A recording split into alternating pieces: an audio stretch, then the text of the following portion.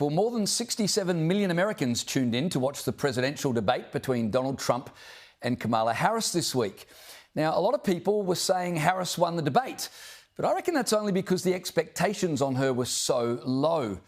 To be fair, the expectations were low on Joe Biden in the first debate. He just had to prove he was alive in order to be judged a winner, and he didn't do that, and so he was gone. Kamala Harris, well, she just had to not cackle like a hyena with ADHD and avoid talking in riddles in order to be judged a success. And amazingly, she managed to do that. And so she was judged the winner. For more, I'm joined by Sky News contributor Kosha Garda. Kosha, thanks for your company.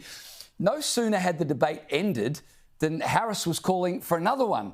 But Donald Trump, well, he said today, no, there won't be another debate. So I got to start by asking you, who's got more to lose by not committing to another debate? I think Kamala Harris actually has more to lose by not committing to another, even though conventional wisdom would say she did better, and if she could replicate that, she could continue to grab the momentum that ostensibly she got a little bit of after the other night. But she has more to lose for a few reasons.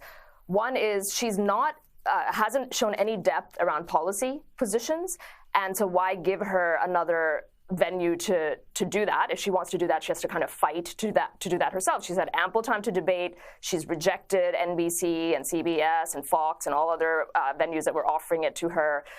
Her team was micromanaging with the microphones and negotiating details till the very last minute. So why reward that type of a team with this type of venue? Let her go out and just do more interviews is one. Two, I think it takes the shine away from the vice presidential debate that's going to come, and I think that's actually going to matter more than it typically does for many reasons of how those news cycles are going to be driven. And three is Trump is not shy at all with media, so without a debate, he is still doing press conferences and rallies and long-form podcasts and all sorts of things, so he can really suck up the oxygen for the next 60 days, whereas she is not going to be inclined to do that, and so there's no reason for Team Trump to hand her another very friendly venue, such as what happened. Let her go out there and find media outlets herself.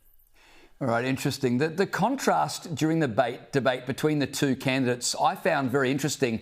Kamala Harris was all smiles, and of course she's projecting joy because that's what she's bringing, whereas Trump came across as slightly irritable, I thought, and he even admitted as much. Here was his explanation. People said that I was angry at the debate. Angry. I was angry. And yes, I am angry because he allowed 21 million illegal aliens invading our communities. Many of them are criminals. They said he's an angry person. No, they're destroying our country. I don't like. She's smiling. All practice, right? Did you see her? She's like a. We're talking about a border invasion, the likes of which no country has ever suffered, and she's like this. Kosha, he makes a great point.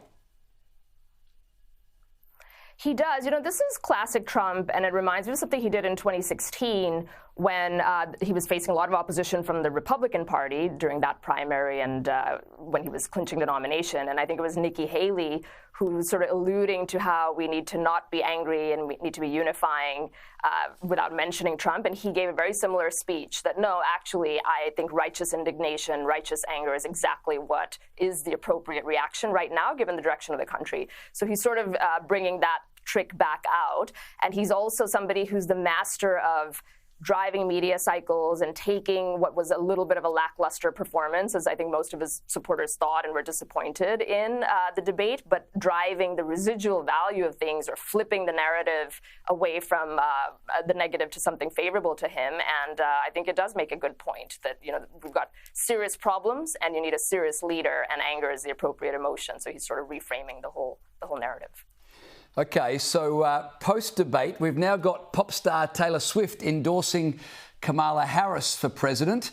Reports show there have been more than 400,000 visitors to the voter registration website since she posted her support for Kamala Harris. How much is Taylor Swift's endorsement really worth? I mean, she's made her fortune singing about all her bad choices. Yeah, so there are two lenses through which to look at this. One is Taylor Swift as a messenger, as an opinion influencer.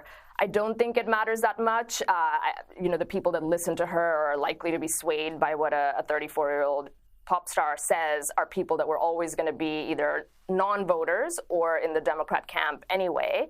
However, the second lens where I think this could be a factor is in the nuts and bolts of voter registration, which you alluded to, and her ability to build a database off the back of her concert sales and ticket sales of hundreds of thousands of people that are not likely to be voters in the U.S., where we don't have mandatory voting, and then coupled with the Democrat machinery that's very good at acquiring ballots or turning out low propensity voters out of that database. And if they can squeeze out 10, 20, 30,000 people who otherwise wouldn't have voted, Swifties, to do so in the swing counties of swing states, it actually could be a factor. So I would not discount the importance of this, and the other side would be wise to figure out how to combat that and drive voter registrations on their own side to counter this effect. Kosha, just quickly, do you think anyone considers the fact that, you know, Taylor Swift, she's a billionaire. She's not worried about grocery prices. Inflation's really not a problem. The border crisis and illegal immigrants, I mean, she would live in a very secure, gated community. No doubt she's got security. So, you know, Kamala Harris, another 4 years of Democrats, really isn't going to make her life much more difficult, is it? Not at all. Rules for thee and not for me. And I think whether it's her or the Hollywood set or any of these people, they really epitomize how out of touch they are with what's happening with the real people in Springfield, Ohio, and Aurora, Colorado, and all those places that get pointed to and got pointed to in the debate. She's completely living on a different playing field. And that's why I think as a messenger, it's not going to get cut through, or if anything, it could boomerang against those middle-of-the-road voters that are hurting and that she can't relate to. It's just about the mechanics of driving voter registration is the only place where she has value. Nothing beyond that about her persona, I think, will carry through with the everyday American. Here's my hot tip. Kamala Harris will lose the election, and then Taylor Swift will write a #1 song about their toxic relationship. And that's how that's going to end. Kosha, I appreciate your time tonight. Thanks for joining me.